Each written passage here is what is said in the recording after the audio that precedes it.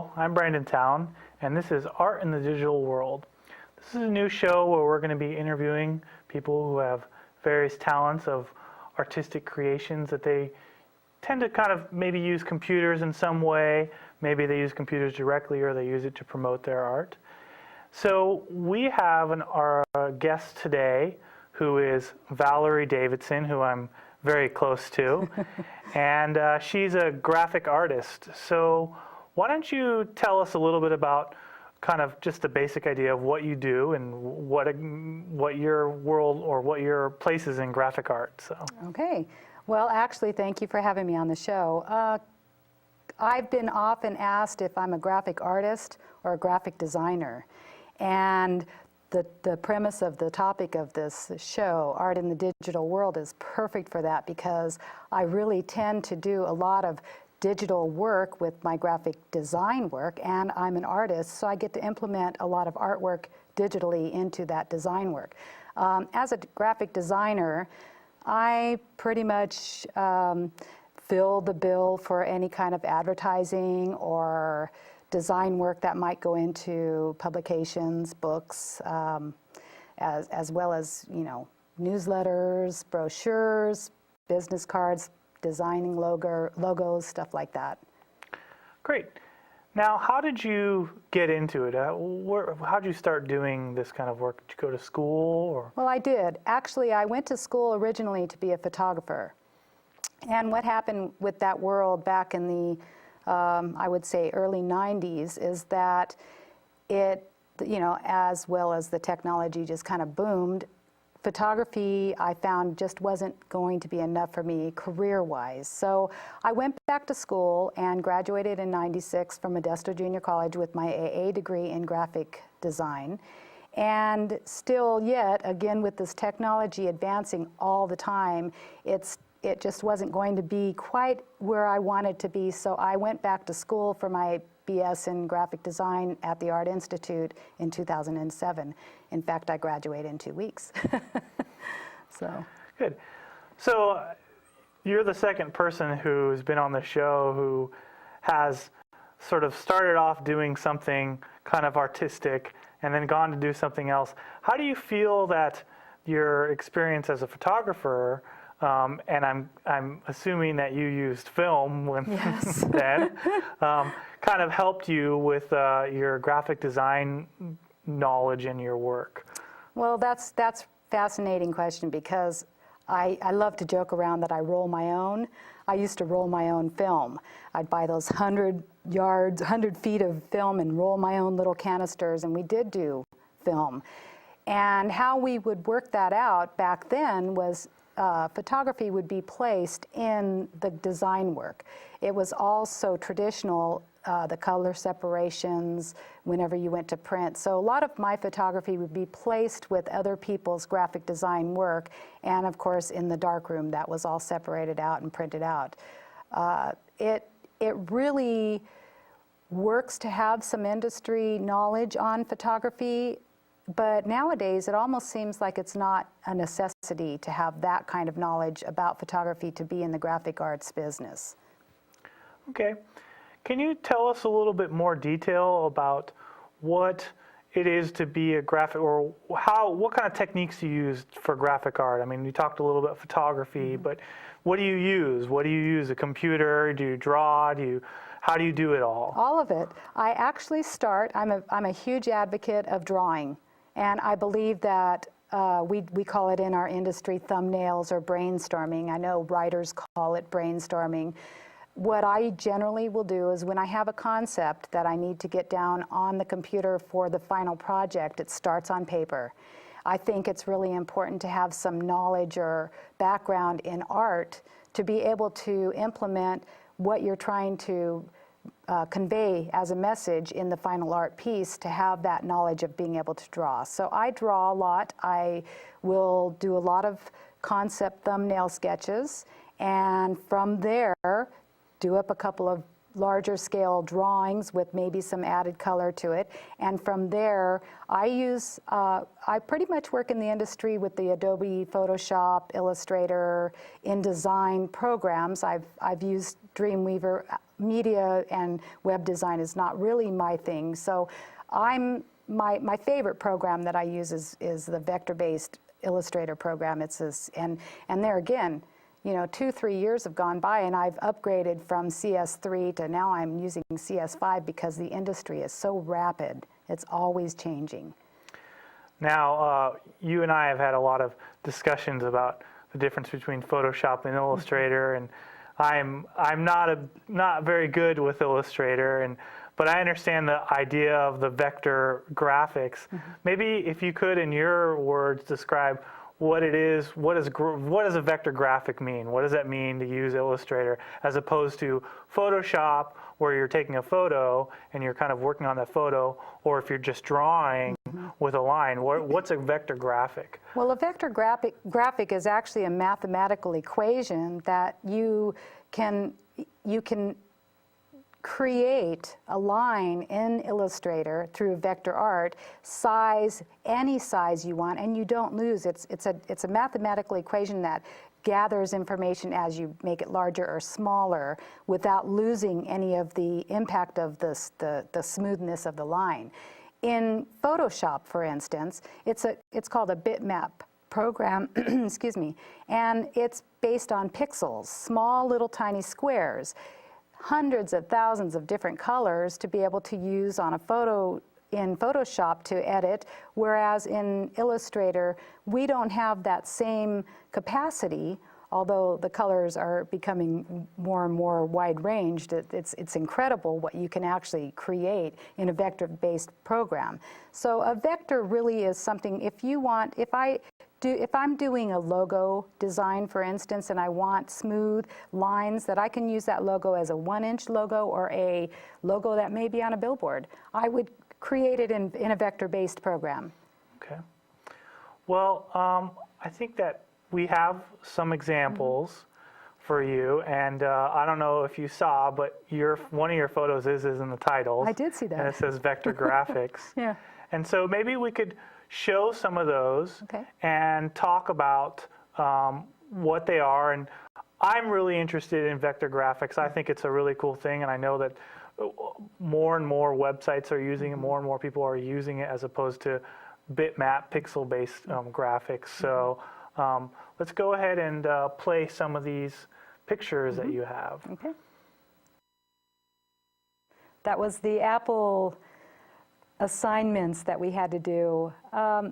What I did here is the bottom right-hand corner red apple is done strictly in a vector-based program that I used a lot of paintbrushes on. The paintbrushes are incredible abilities to be able to add some texture in a vector-based program. That was more of a simple vector-based graphic. The one to the left of that, the green apples, if you'll notice the one in the back, it is a little less detailed than the one in the front. If you could really see the detail on the front, it's got patterning on it, because in vector graphics in Illustrator, it allows the opportunity to be able to use textures, which opens up a complete new door in the world of art.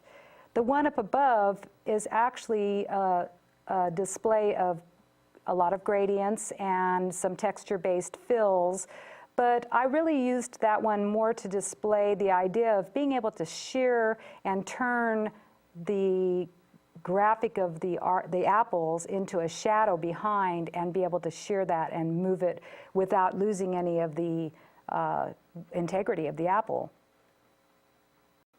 That's great. Here's the one. This was just absolutely one of my most favorite projects to do. The nice thing about technology and the advancement is that with each year, each program series that comes out, they add a little bit more and a little bit more. There's something in Illustrator called Live Paint and Live Trace, and that picture on the right-hand side is the real picture of the giraffe that I used, and on the left-hand side, every single piece of color in that in the art on the left-hand side is actually a piece of the graphic. It is defined by lines, and each of those lines I can actually fill with a color. Gradients are used in that to give it more realistic 3D viewing, per se. And I used a lot of brushes. The little hairs on the nose are done with a special brush. And that was just a lot of fun to see how realistic I actually could get that graphic to look like the real picture. So I think it's important for our viewers to know that it's not like you're painting or drawing, you're really just making a bunch of lines and shapes. That's right. With gradients. That's right. And you know, someone who is an artist with it can really make something that's definable with it. But yes, and with this one here, it was a double page ad, magazine ad, and what I really enjoyed about this was the idea that I could make and create a paintbrush and use what's called a gradient mesh tool, and that is the little flow of stars that you get back in the background, and it's so easy to get something that almost forms a realistic view through the form of vector art and the programs that are available to use.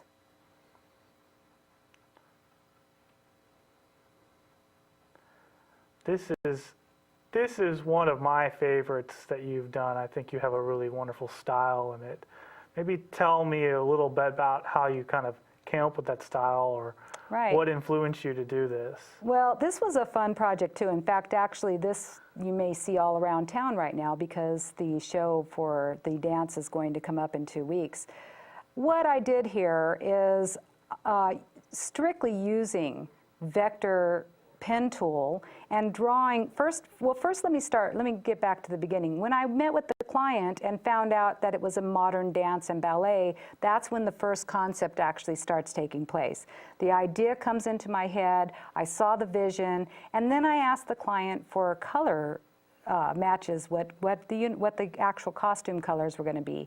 I saw this flow. So what I did here was the whole body and outfit is done with individual shapes that are drawn with the pen tool and filled in, and then the background ribbons were actually done with a paintbrush, and the whole style of it really fit the whole modern ballet and contemporary dance that it's going to be.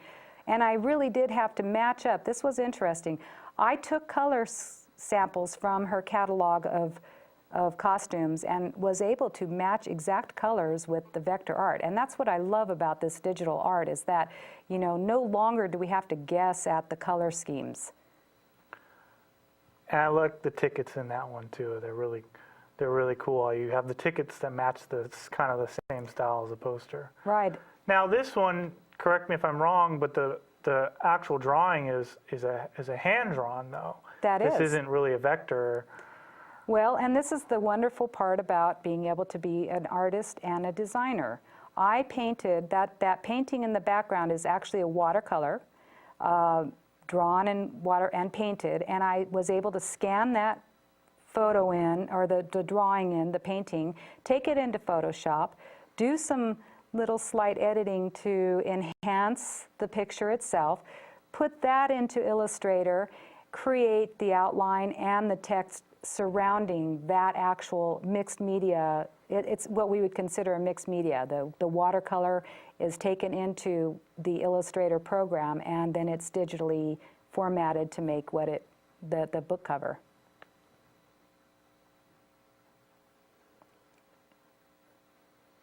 Oh yes, there's the fun double bubble gum blowing graph.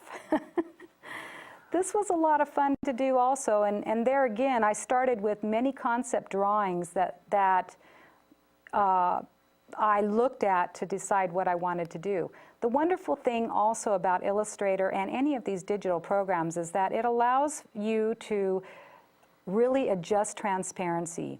If you notice, the bubbles are in front of the actual graph, and you can see through them, and I could adjust that really nicely, whereas if I was back in the days where I only did artwork traditionally, I would not have been able to get that same visual stimulation of the bubble gum, the bubbles in front of each other, as I could in the digital art. And what I think is really cool about this one is that the bubbles are not I mean, I can go, because I'm a Photoshop person, if I was to do something like this, I would go get a bunch of bubble gum and make someone blow a big bubble and take a photo of it. But, and you know, all the different gradients and the little reflection that you have in there, you had to make all that. You had to make that manually. You had to make it so that when people looked at it, they would register and say, oh, that's a bubble. That's a bubble from Yes. bubble gum. So Yes. it's really, really, really interesting. And this is, I like this as a really good example of what you talked about, the scalability of the graphics, and you have some different examples. Tell us about this one. Well, this is a vector-based program that I used, the Illustrator again, and I wanted to show an example of what it would be like to use that logo on as little as the business card there in the middle of the page, down to a coffee cup, and using color also is a simple change in Illustrator, where back in the days when you designed something traditionally, if you wanted it to be a different color, you had to go through the entire process of shooting and color separating and getting your plates made to be able to do the printing. Whereas it's just incredible the abilities that us designers have nowadays to be able to do something like this. And you know, if my client had said, what would this look like in blue? Or I'd like this to be on the side of my truck, we could do that with Illustrator because of the vector-based program parameters, it makes it completely simple to do something like that. Well, that's some really wonderful examples of your work, and Thank you. I think that you really see kind of the variety of things. Can you tell me about maybe some of the applications? You know, what kind of things can people use graphic arts? Obviously, we saw some kind of advertisement type things, but what other things do you think people can do with a vector-based graphic, you know, for work or for pleasure? Well, that's a good question too. There's many different applications, I think, nowadays that anybody in any digital art form can use to use toward their career or pleasure. You know, for me, I'm going to give an example. I had been asked to paint a mural, and I really wanted the style, the typeface that I used to be crisp and clear and to be not just hand-drawn. And so I painted this mural, and in the program I was able to take the words that I wanted to use, print them in large-scale format, make a stencil, and actually use that stencil for being able to make those letters really nice, crisp, and clear and even. So, you know, that form of artwork can be done to implement, you know, traditional artwork. You can use, you know, as a graphic designer, my field is just completely open. One of the things that I have is a vocational teaching credential. The reason why I went into that vocational teaching credential is because I think nowadays it's a lot harder to get in the colleges. It's a lot more expensive, and so a lot of young people are choosing kind of not to go that avenue and maybe to learn a vocation. Well, with graphic design, a vocation, you can actually learn how to do graphic design work. I used to work at a local newspaper laying out ads. You know, we'd get the clip art, the clients would come in, give us their words, we'd put it all together, and it would be placed into the newspaper for the next day, and we did that every single day. One of the nice things that I really like about graphic design is I often get asked to do newsletters for clubs or organizations, and with graphic design and graphic arts, it's also quick and simple to put all of the elements that you need to represent what they want to represent and do that on a monthly basis. So you're really more almost a media source as well as a visual source, because you really can get that information out there. Logo design is another, you know, branding, corporate branding is becoming a big business. You know, I remember you telling me a story about the logo for Quaker Oats, and I love that story. Maybe you could tell that kind of the idea behind that, what you share with people. I was asked to come to school and represent graphic design to an 8th grade class. It was a career day, and so I went to different classes, and I really was surprised at the attention that I got from the 8th graders when I brought up some logos that they, without words, brought up the logos and said, so what do you think about this? And do you know what this is? And I used that logo of the Quaker Oats man, which has actually changed throughout history, but it's one of those identifiable logos that when we go into the grocery stores or when we, great example, Target.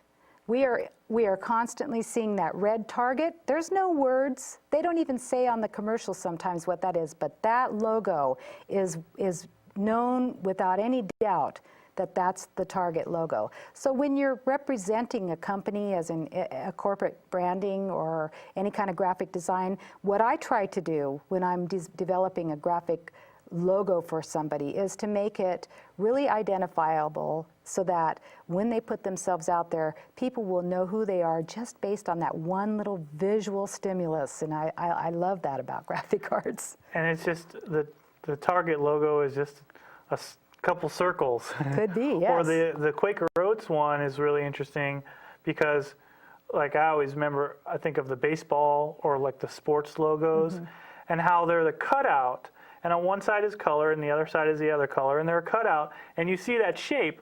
But if you took those two pieces away, you wouldn't have any shape. And if you looked at one side, maybe you wouldn't know what it is. Right. But it's such a simple cutout, like the Quaker Oats one, that is really identifiable. Well, tell me a little bit about your experience kind of working in a smaller town and a smaller area. What kinds of work do you do here, and what's your experience with that, as opposed to maybe like working in a big city? Well, it's definitely a challenge. In a small town, it's a little bit harder to seek employment, for one thing. So I've chosen to actually start my own business. Back in 1996, I created Davidson Design, and back in that time, I was still going to school and thinking about pursuing more in my career. But now I'm faced with, do I want to move from this beautiful small town community that I live in to go work in a big city and make the big bucks, or do I want to just pursue going ahead and being what I would be called a freelance designer? What that means basically is I take my portfolio to separate people, like the dance studio. I did the dance studio for the next dance that's up. I probably won't do any work with that studio for another 5 or 6 months. But if I can continue to put myself out there and show people what I can give them, there's awful lot out there available for artists if you just want to go out there and put the work. It takes some effort, but it is available, and it's a wonderful endeavor to be in business for myself. It doesn't take a lot. That's the other thing with graphic design. I've made some investments, have the top computer programs and have the top computers and lots of memory to hold these things, because that is one thing that happens is, I need those terabyte hard drives, but it is something that can be done within my home or a small business. I think it's really interesting what is happening with the world and the digital art too, with websites and things like that. In your opinion, what do you think is the future of this kind of stuff? Where do you think is going? Maybe in terms of what you do. And I know we live in a smaller town where maybe people might say we're a little behind on things, but still, from what you experience, what do you think is going to happen with graphic design? Where do you think it's going? Well, I think the very top subject in that matter is paper. One of the things with graphic designers, as well as our entire industry of media, we use paper. As you may have heard, there are newspapers that are no longer presenting newspapers except online, digitally. And at first, it's an adjustment. I've had so many people come to me and say, are we going to get rid of books? And maybe we have Kindles and Nooks and all these electronic books. In fact, Most of my books I use for school or online ebooks.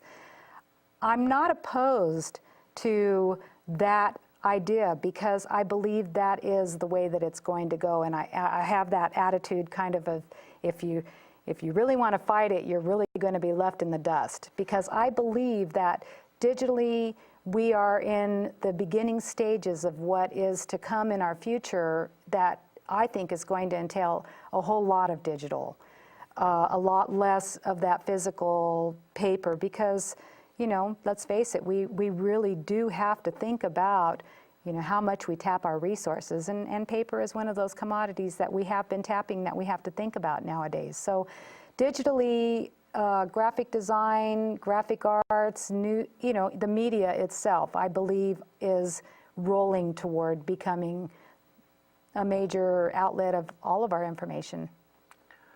I hear the same thing from a lot of people. The last guy said almost the same thing. Mm-hmm. Well, we're almost out of time. Why don't you tell me a little bit about where you see yourself going? I know you're going to be graduating here, and congratulations. Thank you. But now that you're going to have your degree, the piece of paper, or maybe they'll send it to you electronically, what do you intend to do with that? And maybe just briefly, what kind of things maybe people can do with that? So, but more maybe about what you would do. So. Well, I don't know. I think getting my bachelor's was probably more of a dream come true for me. It was that, where I'm at in my age and life, and I thought, it's just one more thing I really want to accomplish. And for me, I want to continue doing graphic art and design. I love when a client tells me, you have free reign, and I get to design what I want, like that flyer with the dancer. That's my favorite thing. Great. Yeah. It's really wonderful out there. Do you think that getting a degree is a good thing for people? Do you think that helps? I do. I think that it will help me. I do know that back when I just had my AA degree, that there were certain limitations on jobs that I could get. And so I think it will help. I think ultimately, but I don't know that it's necessary in order to be creative in that digital world out there to have a degree, a piece of paper. Great. Well, that's all. It's really wonderful. I think it's really cool that we live in a world where we have those kinds of things and we have those venues. And I'm for all the stuff, the new technologies, and but we'll probably always have some books. I hope so. I really hope so. Great. Well, thank you very much for joining me. Thank you. And thank you all for joining me. Next episode, we'll have another artist with some really wonderful things to talk about. And have a wonderful day.